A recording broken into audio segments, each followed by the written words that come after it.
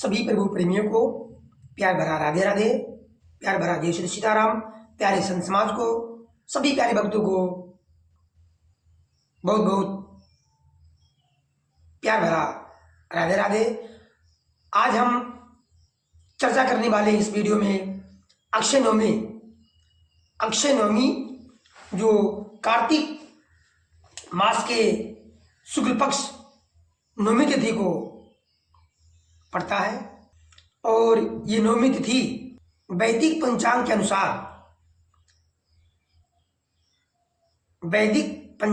अनुसार अक्षय नवमी तिथि की शुरुआत 9 नवंबर को रात्रि 10:44 पर होगी और अगले दिन 10 नवंबर दिन रविवार को रात्रि 9:01 पर समाप्त होगी।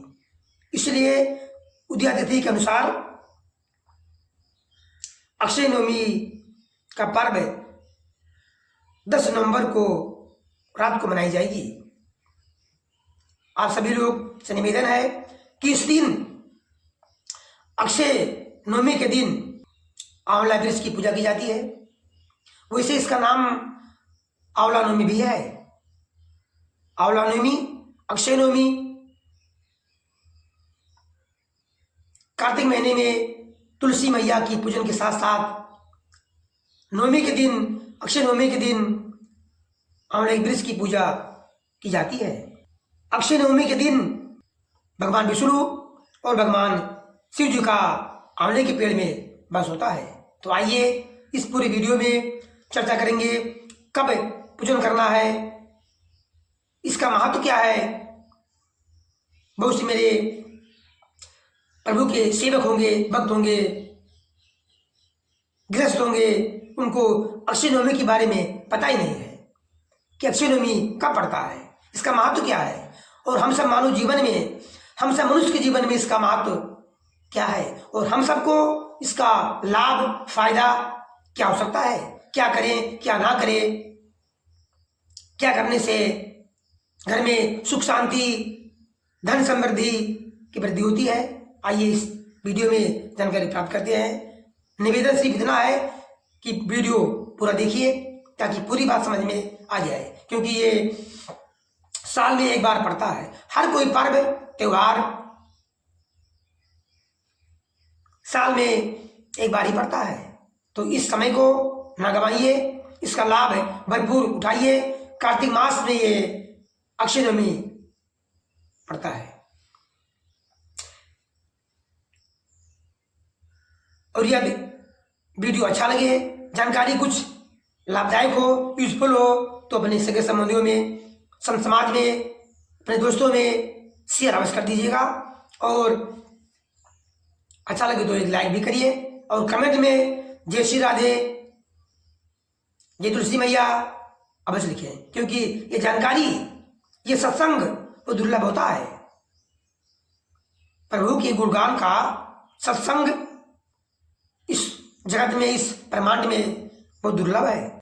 तात स्वर्ग अपवर्ग सुख दरी तुला एक अंग, तूल न ताई मिले सब जो सुख लो सत्संग। ये लंकिनी के बारे में कहा गया है कि लंकिनी जब हनुमान जी लंका में प्रवेश किए थे और लंकिनी से मुलाकात हुआ था और हनुमान जी के एक घूसा मारने पर लंकिनी खून की उल्टी करती हुई गिर पड़ी थी।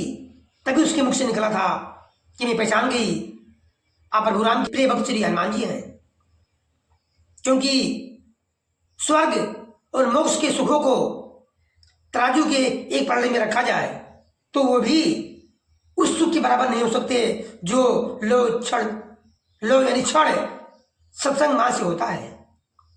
यानी लंकिनी के मुख से गोस्वामी जी कहलवा रहे हैं कि क्षण मात्र के सत्संग का सुख भी बड़ा है उस सुख के बराबर जो स्वर्ग और मोक्ष का सुख होता है। इसलिए इस जिंदगी में, इस जीवन में, इस ब्रह्मांड में सत्संग, प्रभु का गुणगान बहुत कीमती है, इसको मत गवाइए।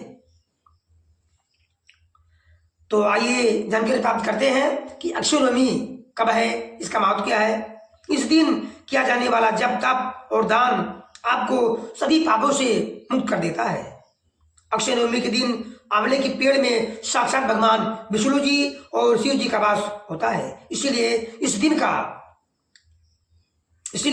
दिन आंवले का दान और सेवन जरूर करना चाहिए। इस दिन परिवार समेत आंवले के वृक्ष के नीचे बैठकर भोजन करने से आपके घर में खुशहाली आती है। कार्तिक शुक्ल पक्ष की नवमी अक्षय नवमी कहलाती है। यूं सारे कार्तिक मास में स्नान का महत्व है, परंतु नवमी को स्नान करने से अक्षय पुण्य होता है, ऐसा हिंदुओं का विश्वास है। शास्त्रों में ऐसा कहा गया है। इस दिन अनेक लोग व्रत भी करते हैं और कथा वार्ता में मन लगाते हैं, सुनते हैं। अक्षय नवमी का पर्व इस बार चूंकि उदय तिथि के अनुसार होता है, इसलिए 10 नवंबर को मनाई जाएगी। हिंदू धर्म में अक्षय नवमी का विशेष महत्व है। कार्तिक मास के शुक्ल पक्ष की नवमी तिथि को यह अक्षय नवमी का पर्व बड़ी धूमधाम से मनाया जाता है। इस साल 10 नवंबर को अक्षय नवमी का पर्व आ रहा है। वहीं आपको बता दें कि इस दिन भगवान विष्णु की पूजन करने से सुख समृद्धि की प्राप्ति होती है। साथ ही धार्मिक मान्यताओं के अनुसार आंवले के वृक्ष में भगवान विष्णु का वास होता है। इस दिन आंवले के पेड़ की छांव में बैठना, उसके नीचे भोजन करना शुभ माना गया है। वहीं इस दिन आंवले के पेड़ की पूजा करने से सभी मनोकामनाएं पूर्ण होने की संभावना प्रबल होती है। इस साल अक्षय नवमी की पूजा के लिए आपको 5 घंटे 25 मिनट का शुभ मुहूर्त प्राप्त हो रहा है। अक्षय नवमी की पूजा के लिए शुभ समय सुबह 6:40 से दोपहर 12:05 तक है। रविवार के दिन 10 नवंबर रविवार के दिन 6:40 से लेकर के दोपहर 12:05 तक है। वहीं अभिजीत मुहूर्त में दिन में 11:43 से लेकर के दोपहर 12:27 तक बताया गया है। अक्षय नवमी या फिर आंवला नवमी का हिंदू धर्म में इसका विशेष महत्व क्या है, इसको समझते हैं। सनातन धर्म में आंवला नवमी का विशेष महत्व है। वहीं आंवला नवमी का दिन भगवान विष्णु को समर्पित होता है। इस दिन भगवान विष्णु और आंवले की वृक्ष की पूजा अर्चना की जाती है और ऐसा करने से सुख समृद्धि की प्राप्ति होती है। साथ ही भाग्योदय भी होता है। साथ ही अक्षय पुण्य की प्राप्ति होती है। अक्षय पुण्य का मतलब जिस पुण्य की कभी क्षय यानी समाप्ति ना हो। इस दिन जो कुछ पुण्य आपको मिलेगा उस पुण्य की समाप्ति कभी नहीं होगी, इसीलिए इसका नाम अक्षय नवमी है, अर्थात जो पुण्य कभी नष्ट ना हो। साथ ही इस दिन जो भी शुभ कार्य जैसे दान पूजा अर्चना भक्ति सेवा आदि की जाती है उसका पुण्य कई जन्म तक मिलता रहता है। इस दिन आंवले का दान करना बेहद शुभ माना जाता है। ऐसा करने से इंसान की हर मनोकामना पूरी होने की प्रबल संभावना बन जाती है। साथ ही जीवन के सारे कष्ट भी दूर हो जाते हैं। साथ ही इस दिन गरीबों और जरूरतमंदों को भोजन कराना चाहिए। ऐसा करने से माँ अन्नपूर्णा की कृपा प्राप्त होती है। ऐसा करने से माँ अन्नपूर्णा की कृपा प्राप्त होती है।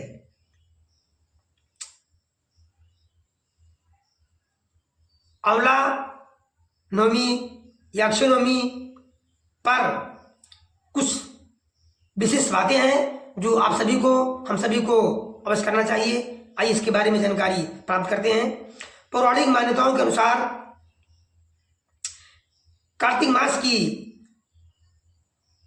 शुक्ल पक्ष की नवमी से लेकर पूर्णिमा तक भगवान विष्णु आंवले के पेड़ पर निवास करते हैं। कार्तिक नवमी से लेकर के कार्तिक शुक्ल पक्ष की नवमी तिथि से लेकर के और कार्तिक पूर्णिमा तक भगवान विष्णु आंवले के पेड़ पर निवास करते हैं।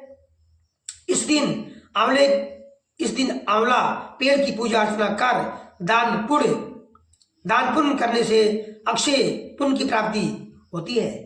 अन्य दिनों की तुलना में नवमी पर किया गया दान पुण्य कई गुना अधिक लाभ दिलाता है। ऐसी मान्यता है कि आंवला पेड़ की पूजा कर 108 बार परिक्रमा करने से सभी मनोकामनाएं पूरी होती हैं। पूजा अर्चना के बाद खीर, पूरी, सब्जी और मिष्ठान आदि का भोग लगाना चाहिए।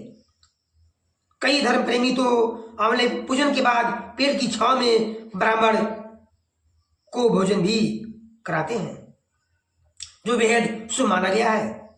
कार्तिक शुक्ल नवमी अक्षय नवमी कहलाती है। इस दिन स्नान, पूजन, तर्पण तथा अन्न आदि के दान से अक्षय फल की प्राप्ति होती है। इसमें पूर्वान्न व्यापनी तिथि ली जाती है।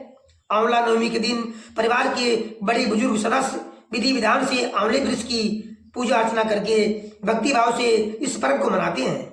इस दिन महिलाएं भी अक्षत, पुष्प, चंदन आदि से पूजा अर्चना कर पीला धागा लपेटकर आंवले वृक्ष की परिक्रमा करती हैं। 7 बार, 21 बार, 31 बार, 51 बार या फिर 108 बार। धर्मशास्त्र के अनुसार इस दिन स्नान, दान, यात्रा करने से अक्षय पुण्य की प्राप्ति होती है। 10 बातें जो विशेष रूप से इस दिन आप सभी को करना चाहिए, आप सभी लोग जान लीजिए। आंवला नवमी पर प्रातःकाल स्नान आदि से निवृत्त होकर व्रत का संकल्प करें। जिसको व्रत रहना है वो ऐसा काबज करें।